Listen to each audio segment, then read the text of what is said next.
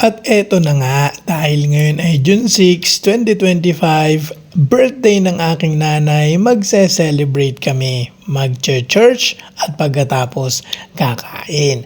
Kasama ang pamilya ng mga loko-loko. At yun, dahil kami ay medyo ayaw matraffic, hindi kami pupunta sa Quiapo nang nakasasakyan. Kami ay mag-LRT lang. At dito nga, may nagpa-picture sa amin. Sabi ni Ate Guard, baka daw pwedeng kami ay picturean. Ay, sikat na agad ang mga luko-luko. Ayan o, pinicturean kami ni Ate Guard. Sabi ni Ate Guard, 1, 2, 3! Yun! Sikat na ang mga luko-luko. At patawa-tawa pa si Ate Lorna. Sikat na daw siya. Aba!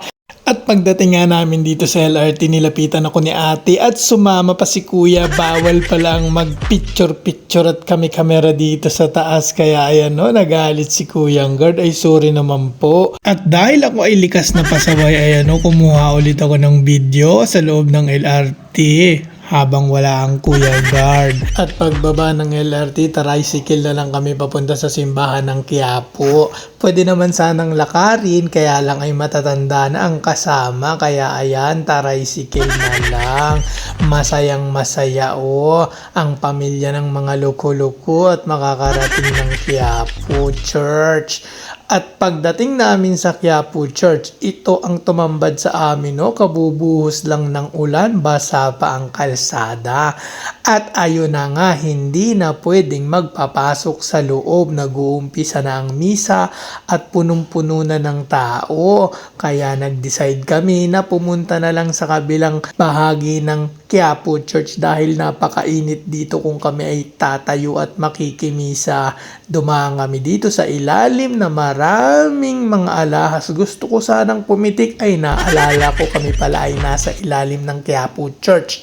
Baka ako ay hindi na makalabas dito. At eto na nga ang eksena pagdating namin sa kabilang bahagi ng Quiapo Church. Gusto sana naming lumapit pa dun sa may pintuan dahil mahina ang speaker, ay hindi na kami nakalapit dahil napakaraming tao. Kaya tinapos na lang namin ang misa dito sa labas. At pagkatapos ng misa, syempre pupunta kami maghahanap ng pagkain. Gusto sana namin kumain dun sa mga sikat na kainan dito sa Quiapo pero umuulan. Kaya walang no choice kundi pumasok sa pinakamalapit na mall dito sa Quiapo. At ayan, pumesto na si Ate Lorna at si Kuya Saldi at mukhang gutom na nga sila. At pagkatapos niyan, boom! Ito na ang aming munting celebration ng birthday ni Modrakels. Happy birthday sa iyo, Modrakels.